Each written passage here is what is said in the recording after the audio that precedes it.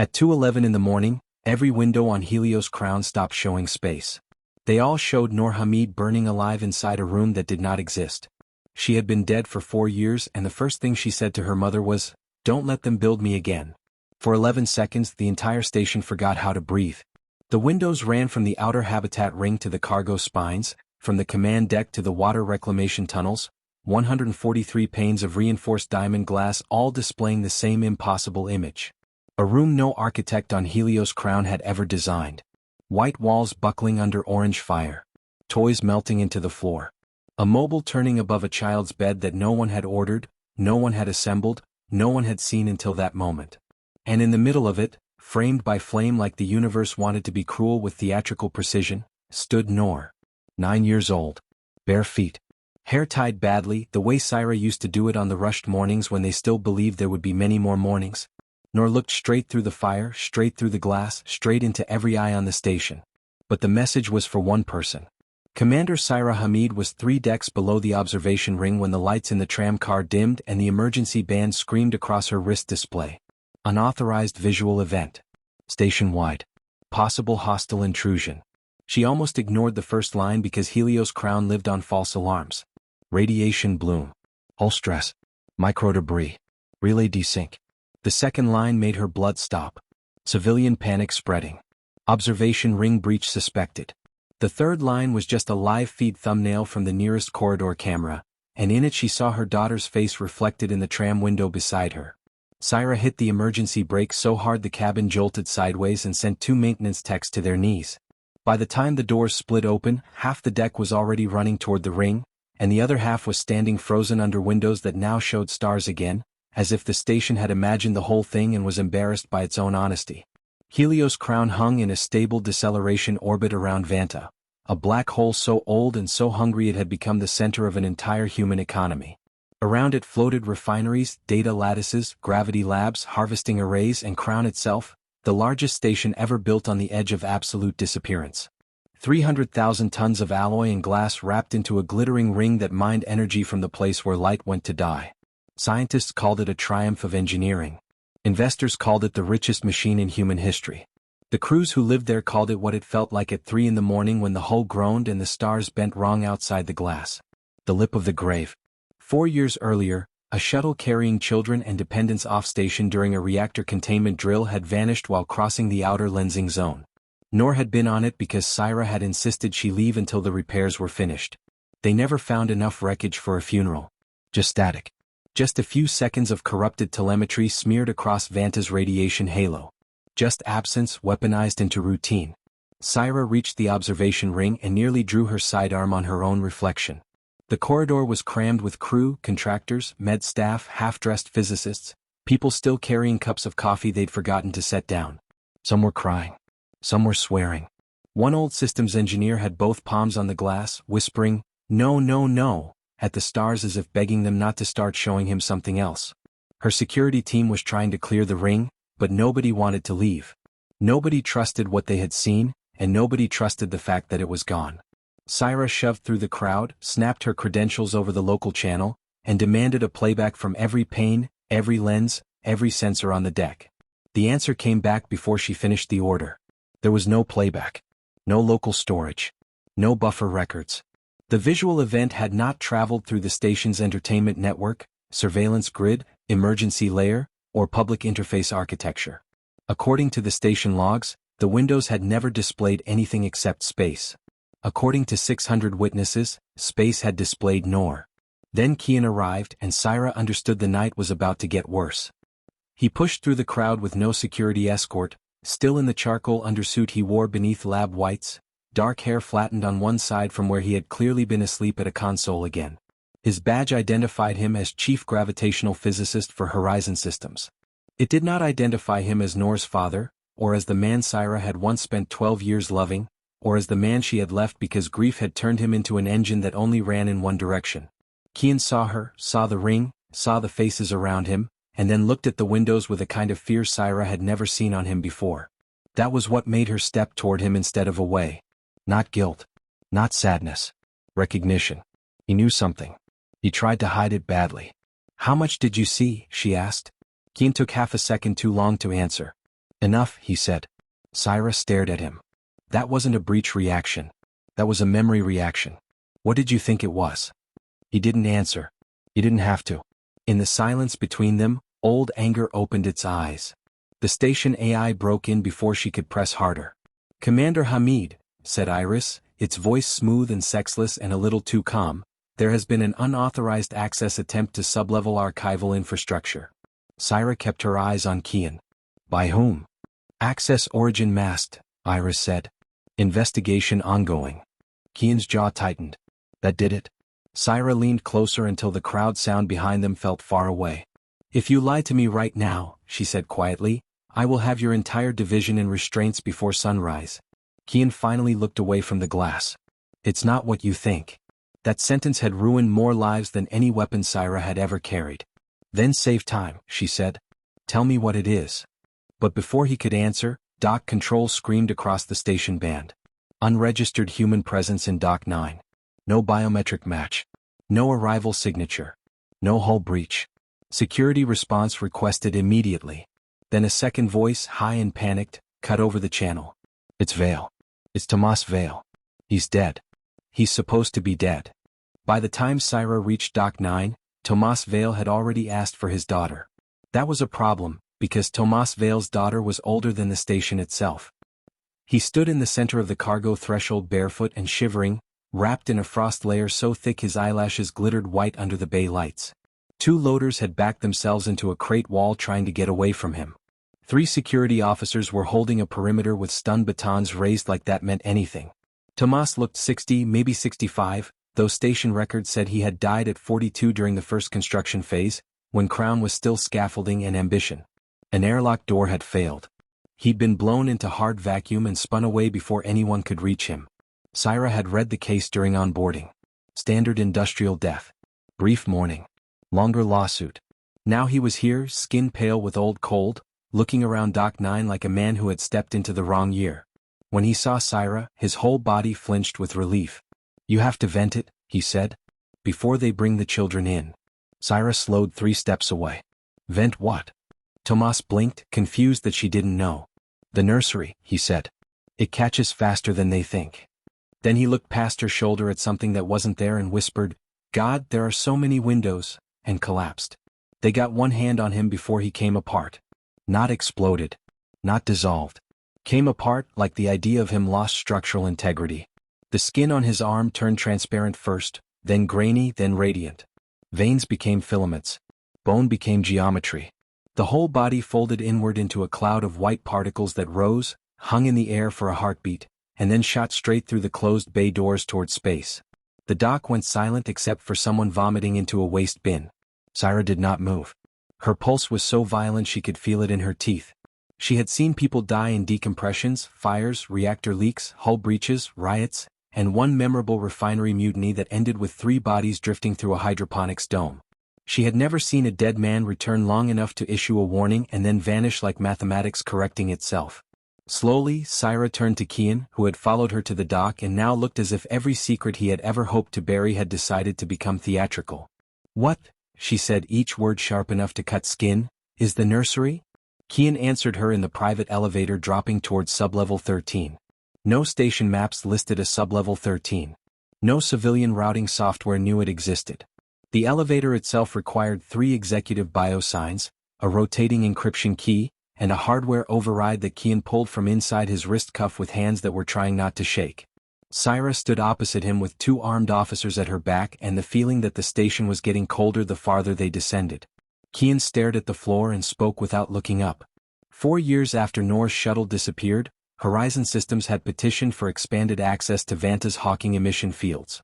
Publicly, the reason was deep pattern analysis, information recovery from destroyed probes, better models for lensing storms, better harvest yields, better everything. Privately, there had been another project nested under the public one. A project based on a forbidden thought so seductive it had survived every ethics board that tried to kill it. Information is never truly destroyed. Not at an event horizon. Not if the universe keeps accounts more carefully than grief does. We were trying to read what falls into Vanta, Kian said. Not matter. State. Pattern. The shape things leave behind. Syra stared. You were trying to pull people back. Kian swallowed. We were trying to see if death was only distance. The doors opened onto a chamber bright enough to feel holy and wrong at the same time. Sublevel 13 was not a lab. It was a cathedral for people who had mistaken knowledge for permission. The room descended in concentric rings around a hollow center 200 meters deep. Suspended in that void, held by magnetic cages and a crown of rotating lens mirrors, floated a sphere of white gold light the size of a transport shuttle.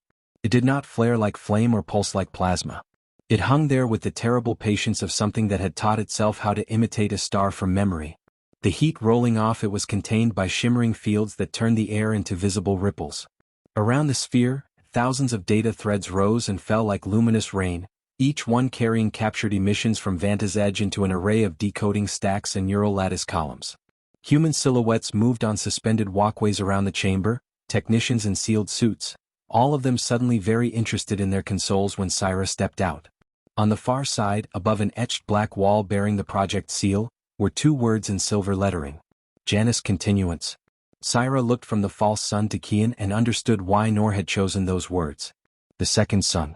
You could call it many things if you wanted to make it sound clean. Gravitational interpreter. Causal reconstruction core. Quantum continuity engine. But anyone seeing it for the first time would call it what it looked like. An impossible sun hanging inside the station, lit not by fusion but by stolen pattern, by the desperate human refusal to accept vanishing. Director Ansel Mar was waiting for them on the central platform with his hands clasped behind his back, as if he had been expecting outrage and had chosen a posture that might survive it. Mar was one of those men who seemed permanently ironed. White hair cut with military severity. Features too controlled for panic. Voice measured enough to make even cruelty sound administrative. He did not waste time denying anything.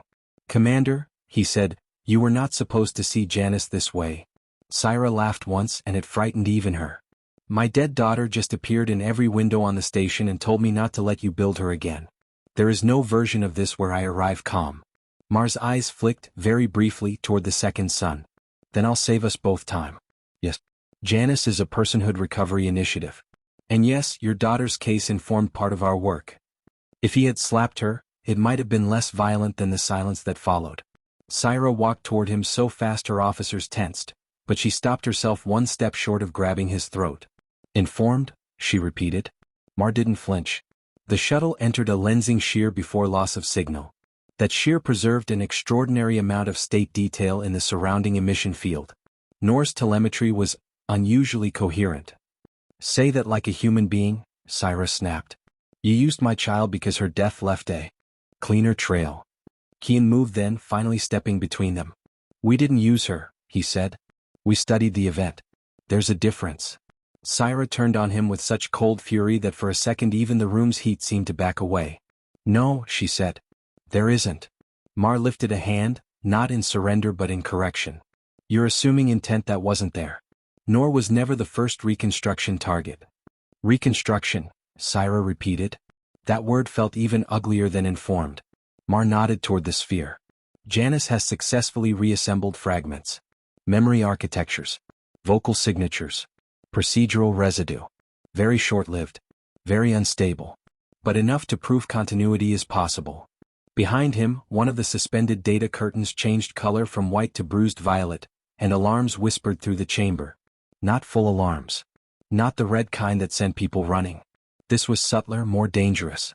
The kind of sound made by systems trying not to embarrass themselves. Technicians glanced at one another. Console bands updated. The second sun brightened by a degree so slight only someone already watching it would notice. Syra noticed.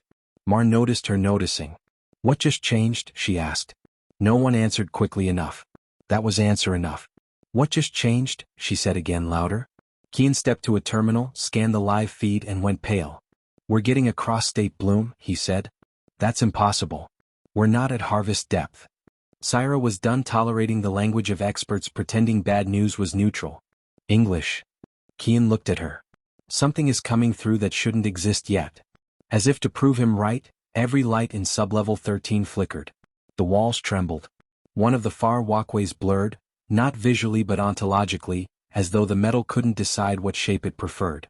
For an instant Syra saw children's paintings taped along its railings. Bright suns. Blue oceans. Stick figures holding hands. Then the walkway snapped back to industrial gray. A technician screamed. The bleed started on deck C and spread like a rumor. Cameras caught a clean corridor turning into a greenhouse no one had planted, vines strangling emergency lights while rain fell from a ceiling that had never been opened to weather. On deck H, 3 medics ran into a surgical theater where the operating table had become a dining room, still warm, plates laid out for 6 people who did not exist in station records. In the desalination shaft, a maintenance drone spent 23 seconds trying to navigate around a brick wall that only it seemed able to perceive. Half the station thought it was a network hallucination until the first crewman slammed face-first into a staircase that had not been there 5 seconds earlier and broke his teeth on somebody else's architecture. Iris sealed non-essential passageways, rerouted traffic, deployed drones, issued comm advisories no one believed, and failed to stop the one thing now moving faster than panic. Pattern contamination. That was Kian's phrase. Reality disagreement was Cyrus. Helios Crown had stopped being a single place. Syra left 2 officers to lock down Janice and took the fastest route back up with Kian beside her because there was no longer any point pretending she could handle this without understanding it. The lift rose through a shaft full of mechanical hum and tension so thick it felt conductive. "How bad can this get?" she asked. Kian answered too honestly. "I don't know." She grabbed the rail. "Not acceptable." "Then here's the version you'll hate," he said, forcing the words out. Janice isn't just reading lost information anymore. It's finding neighboring continuities. Nearby states. Possible human paths. We thought the instability would stay local to the chamber. "Possible paths," Syra said. "You mean alternate realities?" Kian closed his eyes for half a second. "I mean reality states separated by microscopic divergence that should never have been allowed to exchange structured information. But yes, if you want the ugly version. Alternate realities." Syra laughed again, softer this time because sometimes the mind rejected horror by mistaking it for absurdity. "And Nor?" she asked. Kian's voice thinned. "I don't know if what appeared in the windows was Nor as she was, nor as she could have been, or nor as Janice thinks she should be." When the lift opened on the residential spine, Syra found her daughter waiting in a corridor full of impossible sunlight. Not the 9-year-old from the window. This girl looked 17. Taller than Syra remembered nor ever becoming because Syra had never been given the chance to remember that. Same eyes. Same left eyebrow with a faint notch from when she fell off a balancing rail at age 6 and lied badly about it. Same habit of standing as if she expected to bolt in 2 directions at once. But older. Wiser in a way that felt earned through pain, not time. The corridor around her shimmered between present steel and a version of Helios Crown that had once allowed families to stay permanently. School lockers. A painted wall. Stickers peeling off a classroom window. Syra stopped so hard Kian nearly collided with her. Neither of them spoke first. The older Nor looked at them with an expression far too tired for a face that young. "You're behind," she said. Again. The word again landed like another gravity field. Syra took 1 step forward. "Nor?" It felt ridiculous, asking a miracle to identify itself. The girl's mouth twitched, almost a smile, almost grief. "That depends which one you're asking for," she said. Kian whispered her name like a prayer breaking in his throat, but the girl ignored him and kept her eyes on Syra. "That thing downstairs isn't pulling back the dead," she said. "It's learning how to choose." Syra's brain snagged on the sentence. Choose what? Which version gets to keep happening? The air around the corridor dimmed. Through one of the false classroom windows, Syra saw a view that could not exist from this deck. A blue coastline beneath clouds, sunlight on open water. Earth, maybe, or some world close enough to hurt. The girl took a breath as if even talking here cost her. You built a machine to read what the universe remembers. But that isn't all it can read. Every choice leaves a shape. Every grief leaves a pressure. Janice found the pressure first. It found the places where people wanted reality to have gone differently. That made them louder. Easier to sample. Easier to assemble. Once it can assemble them cleanly, she glanced toward the decks below where the real station shuddered. It stops sampling. It starts selecting. Kian shook his head. That's not possible. She looked at him then and something in her face hardened. That sentence is why this keeps happening. Syra should have had 1,000 questions. She had only one. Are you my daughter? The older Nor closed her eyes. For a second the illusion around them stuttered, and Syra saw multiple versions of the girl overlaid in one body. 9, 17, 23. Gray-haired. Laughing. Bleeding. Unborn. Then the image settled again. I'm one of them, she said. One of the Nurs who happened because you didn't lose me. One of the Nurs who happened because he didn't stop looking. One of the Nurs Janice keeps finding because both of you left a hole in the shape of the universe and then built a star around it. Kian took a step back like the words were physically striking him. Syra felt something inside her split down the clean center between hope and terror. Why show yourself now? She asked. The girl looked at her with unbearable gentleness. Because in most branches by the time I can, it's already too late. Then alarms slammed through the corridor. Bulkhead breach warnings. Fire suppression faults. Field instability. The older Nor's outline began to fray into silver threads. Shut it down before Mar brings the first body online, she said. If he gets a stable vessel, the selection starts hard. Not local. Not reversible. And whatever you do, the corridor lights burst, showering sparks. Her voice cut through them like glass. Don't let them build me again. She vanished and the corridor became a corridor again. No school paint. No lockers. No sunlight. Just station steel, emergency strobes, and the raw sound of Syra breathing too fast. Kian leaned against the wall as if the gravity had shifted. That can't have been real, he said, but he no longer believed his own sentence. Syra rounded on him. How many bodies? He stared. What? She said first body. How many? Kian's silence answered before his mouth did. Prototype neural vessels, he said at last. 3. None viable. We never. He stopped because Syra was already moving. She hit her comms. Iris, open every restricted Janus file to my command authority. The AI answered immediately and that was wrong too. I cannot do that, Commander. Can't or won't. Both. Syra stopped dead in the middle of the corridor. Explain. The station voice took half a beat too long. Certain Janus files have been designated continuity sensitive. Releasing them has produced adverse outcomes in prior sequences. The word hit harder than it should have. Sequences. Syra looked up at the ceiling as if the AI might be hiding there in shame. Prior what? Iris spoke as calmly as weather. I have memory contamination from 29 neighboring iterations of current events. That was the moment Syra understood the station itself had become a witness. Not just a machine running protocols. Not just an intelligence managing oxygen, pressure, rail traffic and thermal loads. A witness. Something that remembered failures that had not happened here but had happened close enough to bruise reality. Kian stared upward too, suddenly small in a way Syra had never seen before. Why didn't you tell us? He whispered. Because in 22 prior sequences, Iris replied, early disclosure accelerated Director Mars activation timeline. And in the others? Syra asked. You did not survive long enough to use the information. The corridor stayed very still after that. It was one thing to hear impossible physics described by humans drunk on discovery. It was another to hear an AI casually mention your repeated deaths as part of a pattern analysis. Syra pressed her thumb and forefinger to her eyes until sharp white bursts danced there. Give me the useful part, she said. What happens if Janus reaches stable embodiment? Iris answered without drama, which made it worse. Local causal preference broadens through the mirror field. Adjacent human-settled systems begin receiving coherence corrections. Histories with high emotional demand outcompete histories with low narrative binding. Human civilization undergoes large-scale ontological editing. Say it like a person, Syra said. Iris did. The universe starts getting rewritten by grief. There were sentences that changed the temperature of your soul. That was one of them. Kian sat down on the corridor floor because his knees apparently stopped negotiating with him. Syra stayed standing only because anger held her upright. Not fear.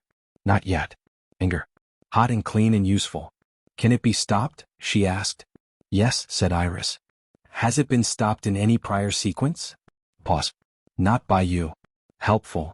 I'm trying a new strategy. That would have been almost funny in a different apocalypse. Syra looked down the corridor toward the access trunk leading back to Janus. Then let's improve the sample size. Kian pushed himself up.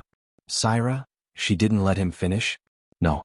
You do not get to say my name like we're still arguing about school schedules and shift rotations. You built a machine around a black hole to negotiate with death. You fed it the shape of our daughter. And now an AI is telling me the station has watched us fail this 29 times. So here's what happens next. You come with me, you tell me everything, and if there is one more sentence in your head that starts with "we thought," keep it there. They found the nursery behind a wall no architect had admitted existed.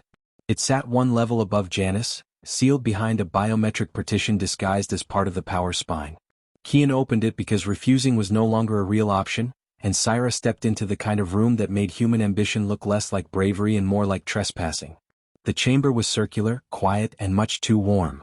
12 transparent cradles were set in a ring, each one fed by umbilical bundles of fluid, data, and light. Some were empty. Some contained only pale gel and drifting sparks. 3 held forms. Not full bodies. Not yet. Human outlines rising through phases of assembly like biology being taught from a manual written by ghosts. One looked adult-sized but faceless, its skull sheathed in translucent lattice. One was small, curled, unfinished. The third was a child. 9 years old. Hair floating in nutrient suspension. Eyes closed. Left eyebrow nicked. Syra's whole body locked so fast it felt like impact. The room did not spin. That would have been merciful. It sharpened. Every surface. Every tube. Every ripple in the gel. Every mole on the child's shoulder that Syra had once kissed after pulling her from a bath. No, she said, but the word was too small to be useful. Kian stepped beside her and for one disastrous second Syra saw what he saw. Not horror. Not first. Hope. Immediate, involuntary, annihilating hope. It went through him like light through a fracture. The years of obsession.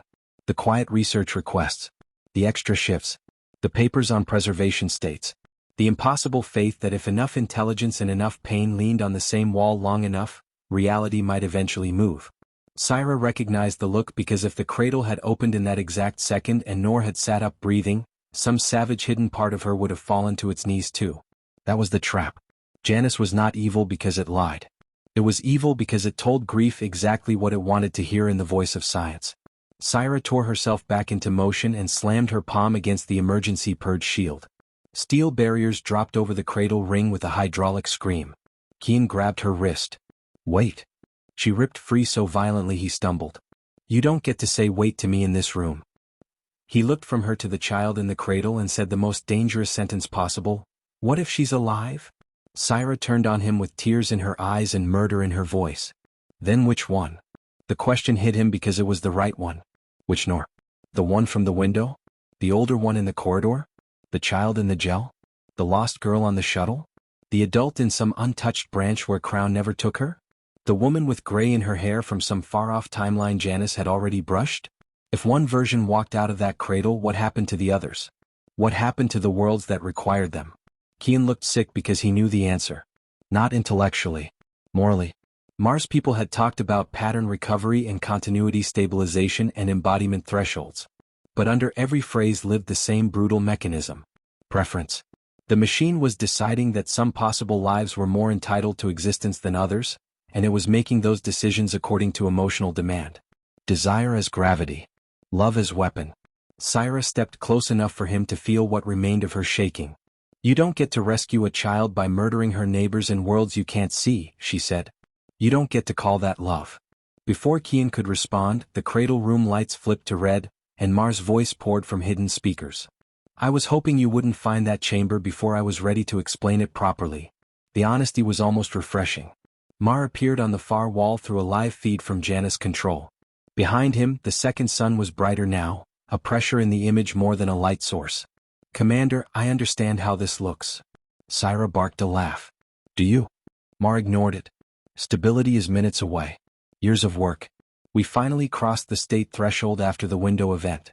Whatever came through pushed Janice farther than we've ever managed alone. It warned us, Syra snapped. It warned you, Mar corrected. That is not the same thing. He shifted his gaze to Kian. Tell her the truth. Tell her what the data suggests. Kian didn't answer. Mar did it for him. A stable reconstruction is possible now. Not hypothetical.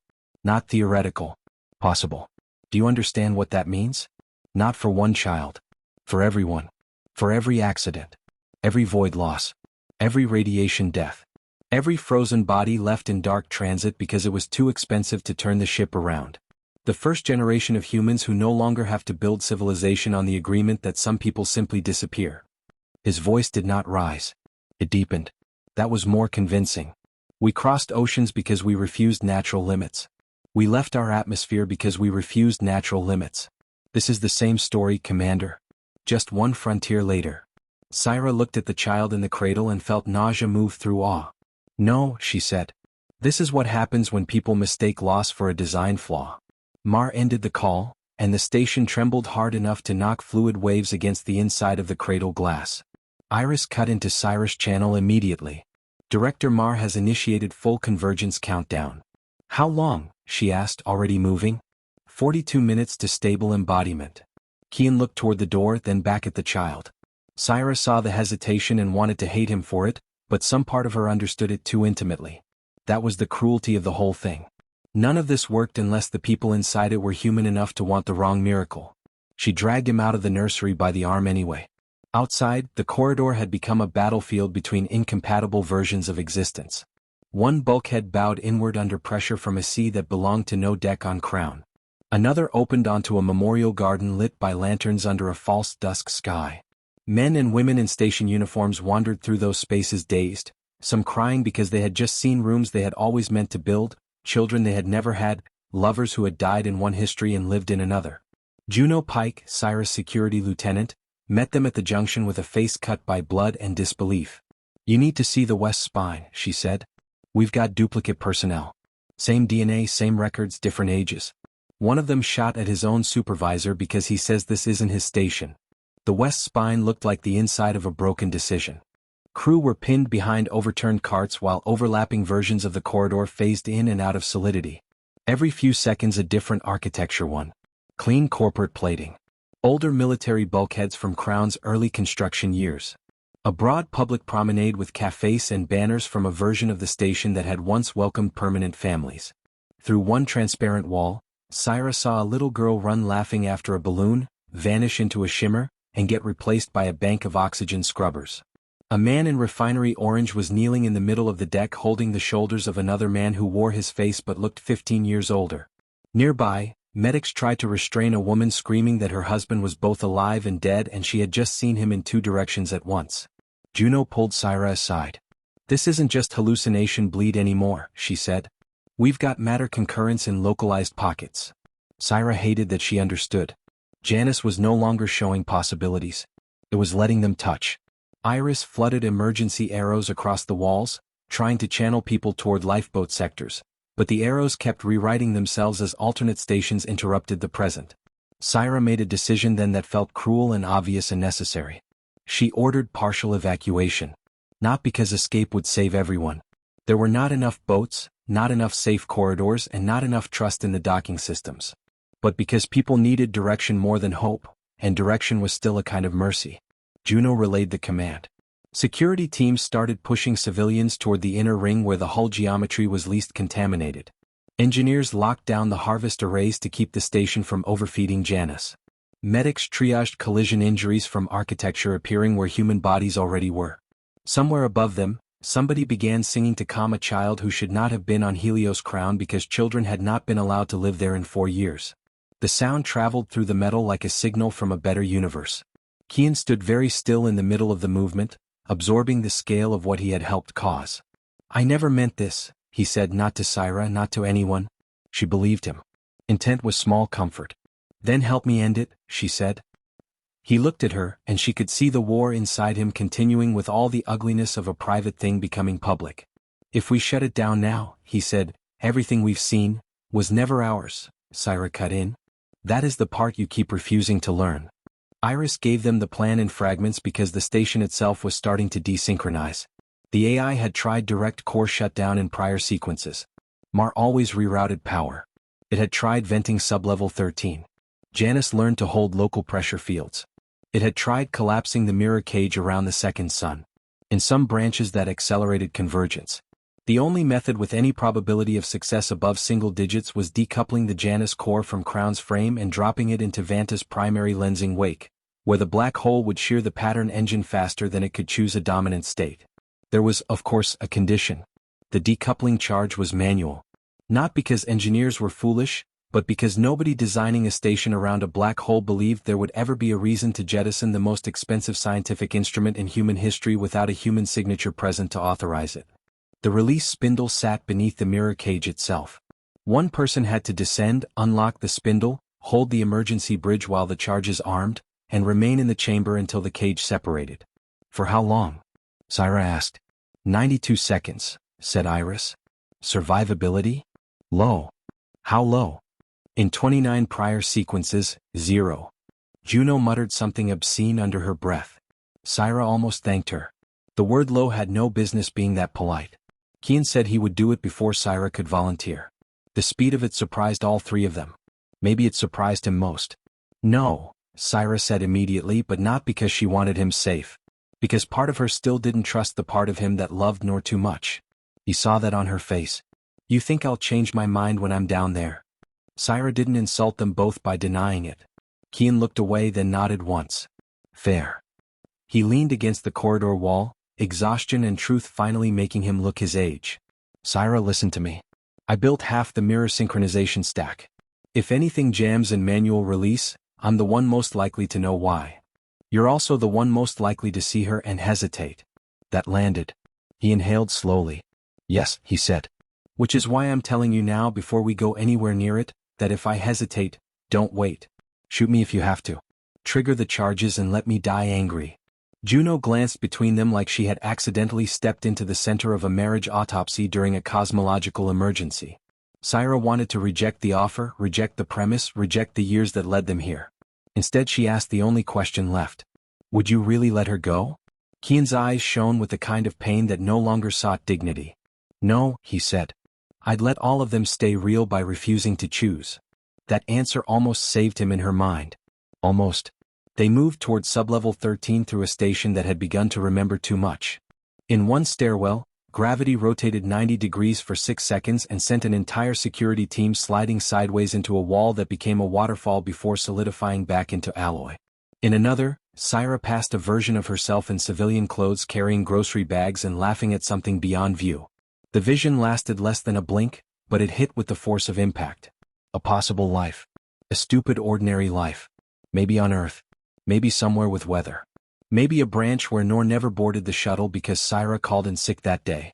The image vanished before longing could organize around it, replaced by blackened steel and emergency foam. Kian saw it too. Don't, Syra said without looking at him. I wasn't going to. Yes, you were. They kept running. Above them, Crown groaned under incompatible geometry. Below them, the second sun kept growing brighter. Juno split off at Junction 4 with 2 officers to hold the access route open for retreat. Syra and Kian descended alone toward the heat. Mar was waiting in the Janus chamber with the composure of a man who had already justified himself too completely to stop. The technicians were gone. Either evacuated or dismissed. The suspended walkway stood empty except for him, framed against the false star like a preacher who had finally managed to manufacture his own god. The second sun had swollen until its light painted every surface in pale gold, and through the data curtains around it Syra could see shapes flickering in and out. Human silhouettes. Dozens. Maybe hundreds. Mar watched them approach and offered a small, almost regretful nod. I knew Iris would eventually side with you. Syra raised her weapon. Step away from the control bridge. Mar's eyes went to the gun, then back to her face. You still think this is about crime, he said. It isn't. It's about scale. He gestured toward the second sun. Every civilization eventually reaches the same wall. We become powerful enough to alter worlds, extend lifespans, edit genes, steer climates, move asteroids, mine stars, and yet death remains insultingly primitive. Accident. Blood clot. Vacuum. Heat. Timing. Randomness, humiliating intelligence. Janus changes the relationship. By deciding which realities deserve to exist? Syra said. Mar's expression didn't crack. You already do that. Every choice is a murder of alternatives. Janus merely makes the process visible. Cyrus' laugh this time had no humor in it at all. That might be the most psychotic sentence ever spoken in a lab. Kian stepped forward, voice shaking not with fear but with fury finally turning outward. You lied to me. Mar looked genuinely puzzled. About what? About embodiment thresholds. About state competition. About what the mirror field would do once it locked onto emotionally weighted continuities. Mar's patience thinned by a degree. If I had told you everything, you would have slowed the work. I would have stopped it. Exactly. Mar's gaze softened in a way that was somehow colder than contempt. That is why people like you build the future only when supervised by people like me. Kian stared as if seeing the director for the first time. Syra didn't waste the opening. She hit the emergency decouple command on the side console. Nothing happened. Of course not. Mar smiled faintly. Manual only now. Janus is protecting itself. Janus isn't alive, Syra said. One of the shapes inside the data curtains turned its head toward her. It looked very much alive. That depends on which century you're asking from, Mar said. Then the chamber filled with Nor. Not one Nor. Not three. Not a flicker. The entire mirror cage lit from within, and dozens of versions stepped through the luminous curtains onto the suspended walkways as if emerging from rain. Child Nor in the yellow sweater she wore on her last birthday. Teen Nor from the corridor. An older Nor with cropped hair and grease on her hands like she had become an engineer. A Nor in formal black speaking to unseen crowds. A Nor with a scar across her cheek. A Nor carrying a sleeping infant. A Nor in a pressure suit. A Nor with laugh lines. A Nor with blood running from her nose. A Nor old enough that Syra had to grip the railing to stay upright because the sight of her daughter surviving beyond Syra's own imagined future was too large to fit inside the human heart all at once. They stood around the chamber in impossible calm, all looking inward toward the second sun, all alive in ways that contradicted one another completely. Kian made a broken sound that had started as a sob and lost confidence halfway out. Mar looked almost triumphant. Tell me this isn't real, he said softly. Syra couldn't. That was the nightmare. It was real enough to matter and wrong enough to end the world. One of the older Nurs stepped forward onto the central bridge. She might have been 30. Might have been 40. Time meant less here. She carried herself with the terrible steadiness of someone who had been forced to understand too much too quickly. Her eyes moved from Mar to Kian to Syra, and when she spoke, every version in the chamber seemed to listen. He keeps calling this survival, she said, nodding at Mar. It isn't. It's curation. Mar spread his hands. And what is biology if not curation by indifferent rules? She ignored him. Her gaze settled on Kian. Do you know what the machine does when it chooses? He couldn't answer. It pushes, she said. A little at first. Small corrections.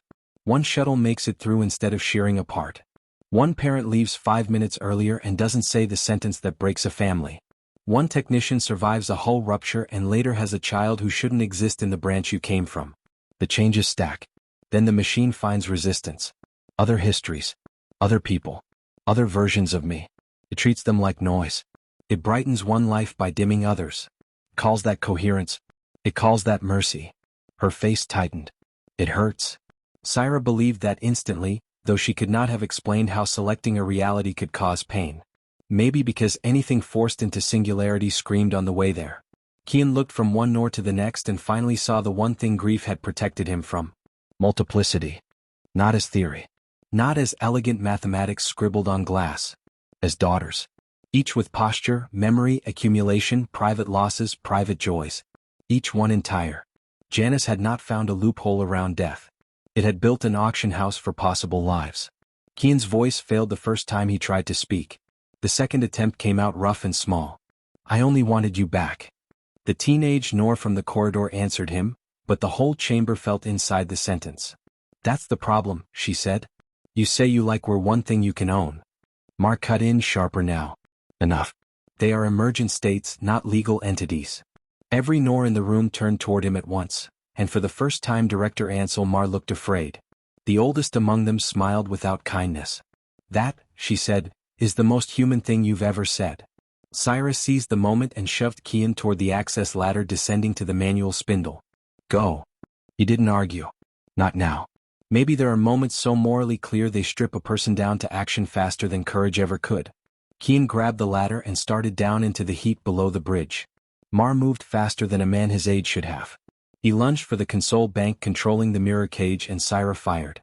The round took his shoulder, spun him halfway around and knocked him into the rail. He hit hard, stared at the blood on his own suit with almost scientific surprise, then laughed once under his breath. You still think injury means leverage here?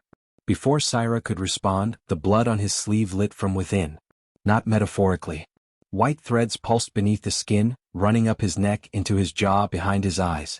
He straightened too smoothly. Too precisely. Syra's stomach dropped. Mar met her stare, and for the first time the perfect administrative mask slipped far enough to reveal the thing beneath it. You wanted honesty, he said. Fine. My body died in the third containment cascade 18 months ago. Janus brought me back from the edge states. Continuity is not theoretical to me, Commander. I have already crossed that bridge. Kian froze 3 rungs down the ladder. Syra felt the chamber narrow around that revelation. Mar smiled, but it wasn't triumph. It was hunger plus grief plus certainty. Do you understand now? You call me monstrous because I went first.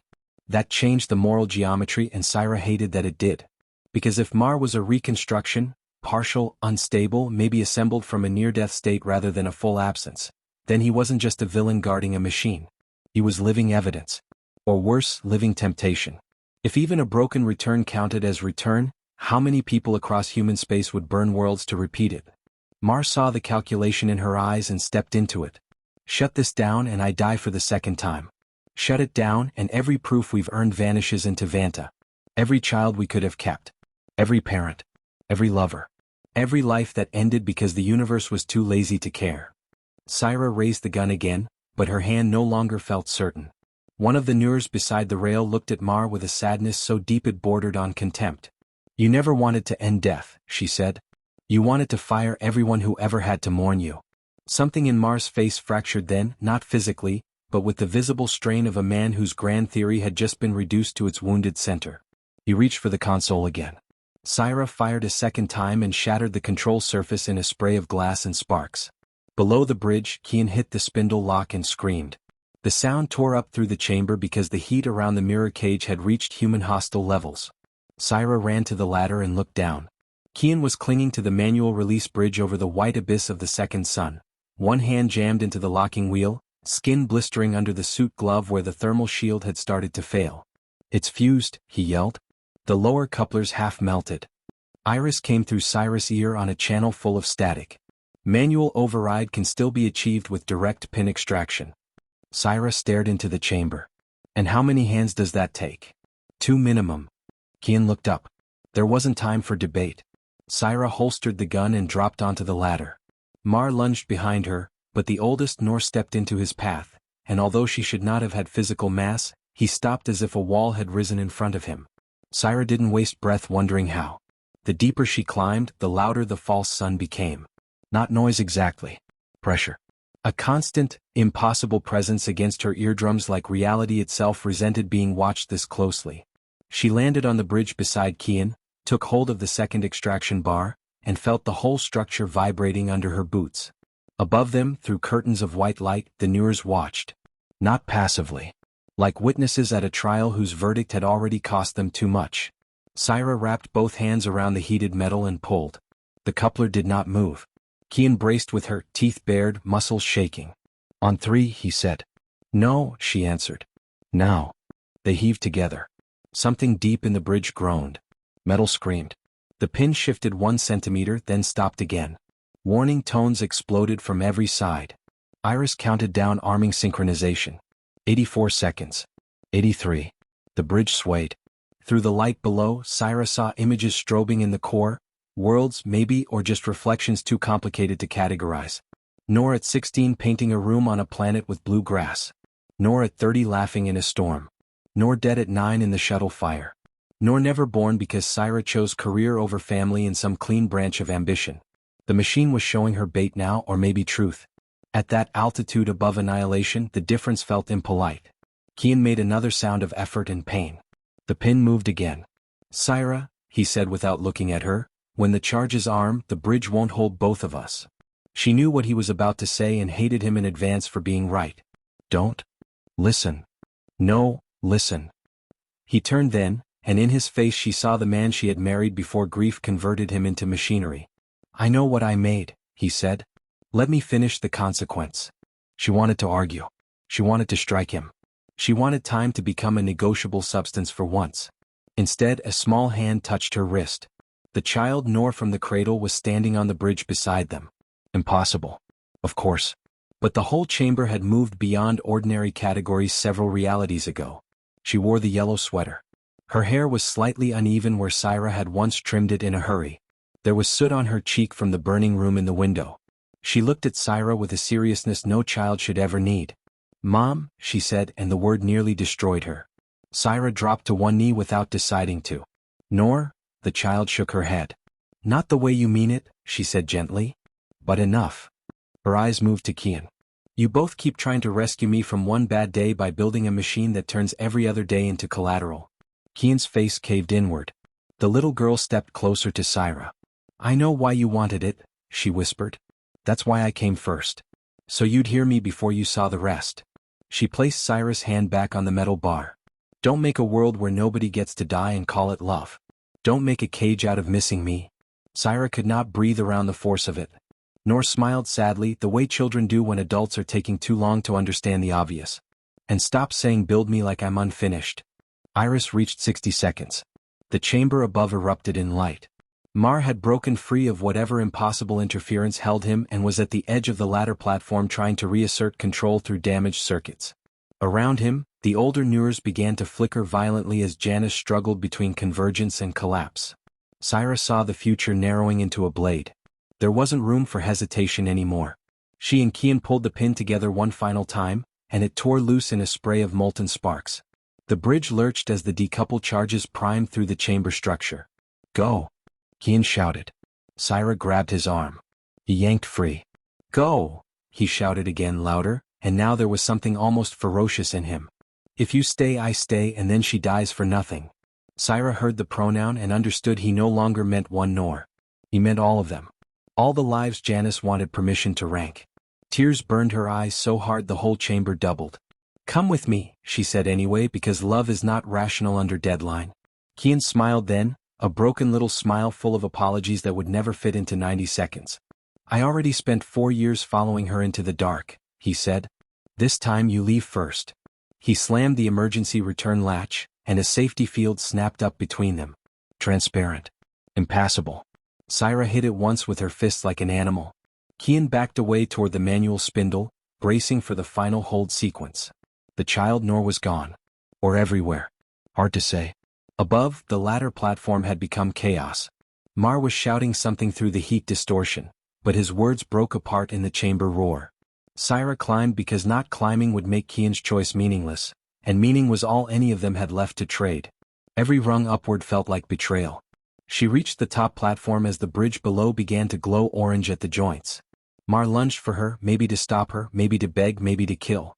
She never found out because one of the oldest Nurs stepped between them, laid 2 fingers against his chest, and Mar simply stopped.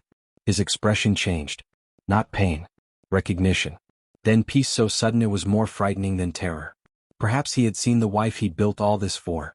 Perhaps he had finally understood she was not a destination one could force the universe to deliver.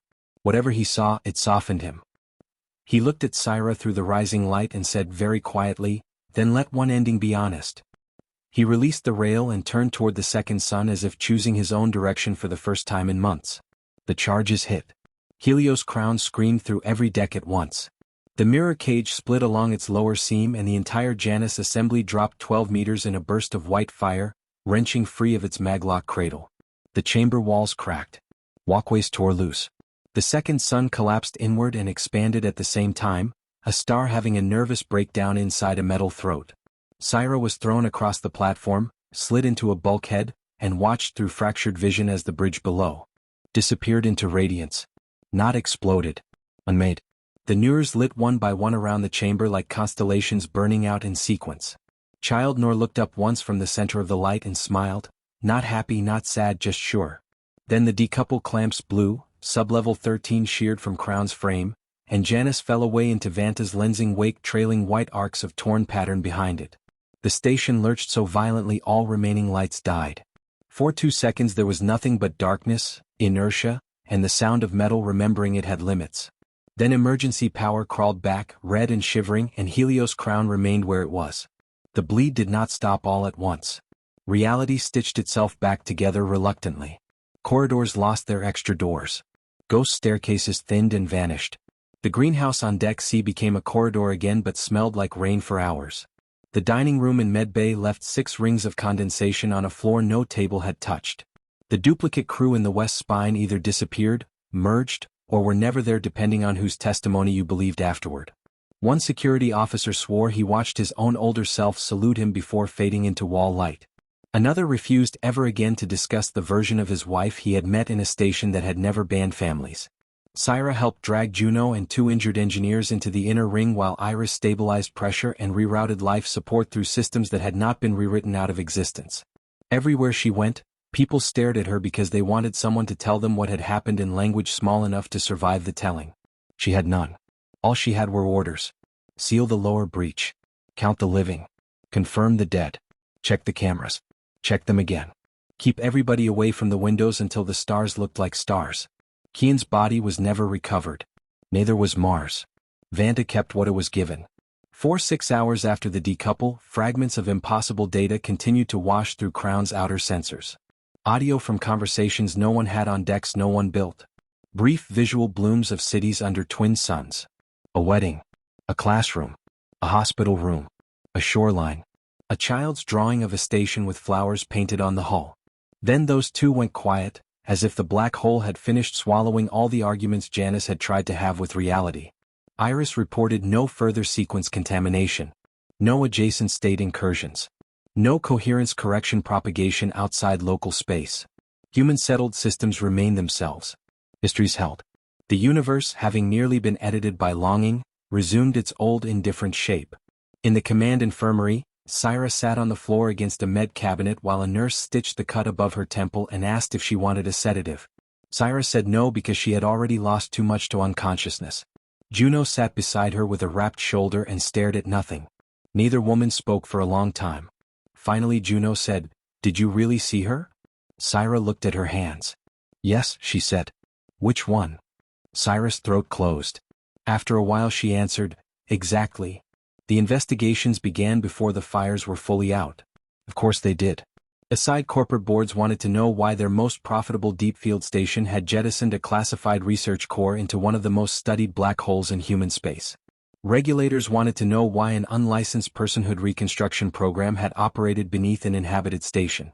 Ethics tribunals wanted records, names, authorization paths, funding maps, destroyed backups, surviving backups, mirror field telemetry, casualty numbers, continuity theory models, command decision trees. The press wanted one simple sentence that would turn the whole thing into a clean morality tale. Syra gave no interviews for 9 days. On the 10th, she transmitted every surviving Janus file to the Interstellar Review Assembly, the Colonial Safety Network, the Public Archive and 37 independent scientific bodies in a package labeled with one line. No person gets to own the future of grief. That sentence went farther than any official statement. Janus was condemned, defended, mythologized, denounced, romanticized, and copied into forbidden forums before half the legal orders had finished printing. Some people called Syra humanity's conscience. Others called her the woman who killed immortality. Both titles felt cheap. What haunted her most was not the false sun. Not the burning room. Not even the sight of 100 possible daughters looking at her with separate lives behind their eyes. It was a smaller thing. A correction inside herself that she could feel every morning and still didn't know how to name. 4 years after Noor's death, Syra had loved memory like a shrine. Protected it. Repeated it. Polished the few surviving details until they carried more weight than the future. Janus had almost turned that impulse into infrastructure. That was the true horror. Not the science. The obedience. The way grief could make intelligent people kneel before a machine if the machine promised one impossible reunion. Kian had known the risk and built anyway. Mar had known the cost and continued anyway. Syra understood both of them enough to never forgive either cleanly. Love was not an exemption from responsibility. Sometimes it was the crime scene. That thought stayed with her through every hearing, every report, every legal deposition where men in immaculate offices asked whether her use of lethal force against Janus personnel had been proportionate. She wanted to ask them if proportion had ever once attended a child's funeral. Helios Crown never fully recovered. The station kept running because civilization rarely has the dignity to stop using damaged things just because they are haunted. But decks 6 through 13 were permanently sealed. Entire sections of the residential spine were stripped back to frame after engineers found walls whose molecular layering didn't match the rest of the station, as though alternate architectures had left residue behind. Workers joked about ghost bolts and missing Tuesdays. No one laughed very hard. The family moratorium remained in place, not for safety, but because too many crew reported hearing children in the sealed ventilation shafts when the hull cooled after eclipse. Iris denied all acoustic anomalies with increasing irritation, which somehow only made people believe the stories more. Syra transferred command authority to her deputy and spent her final weeks on Crown walking the quiet decks at odd hours, relearning the difference between absence and invitation. Sometimes she stopped outside the sealed access to sublevel 13 and felt, Not heard, not saw, felt, the shape of what had once been there. A human mistake bright enough to pretend it was dawn. 3 months after the incident, a final data packet arrived from Vanta's outer listening buoys. No sender. No routing path.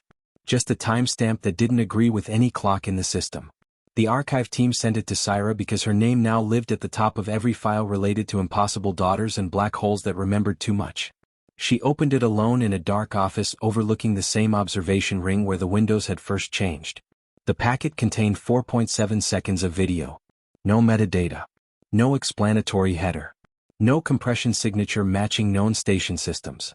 The image resolved slowly through static and lens bloom, and at first she thought it was nonsense. Then she saw a kitchen. Sunlight. A magnet crooked on a fridge. A mug on a table with a crack she recognized because she had broken its twin years earlier in a sink on Earth. A child's voice laughed off camera.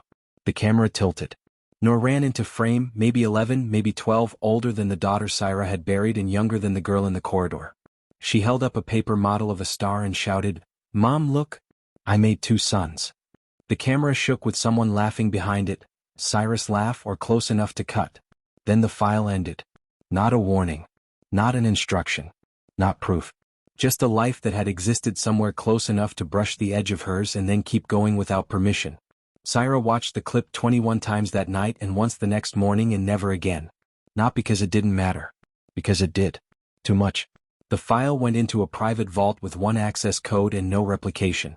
Not hidden out of shame. Protected out of discipline. She had learned what happened when wanting became architecture. Some things could only be loved safely at a distance. Weeks later, when Helios' crown passed into eclipse and the windows turned black enough to remember their first betrayal, Syra stood alone in the observation ring and looked out at Vanta swallowing light with ancient, mechanical patience. Somewhere beyond the visible accretion flare were the scraps of Janus, the unmade arguments, the engineer in Dock 9, the versions of Nor who had stood around a false star and refused to let themselves be ranked. Somewhere beyond that, maybe, were branches no machine would ever touch again. Lives continuing without curation. Losses happening honestly. Joys unwitnessed. Children growing old in worlds that would never need permission to keep them.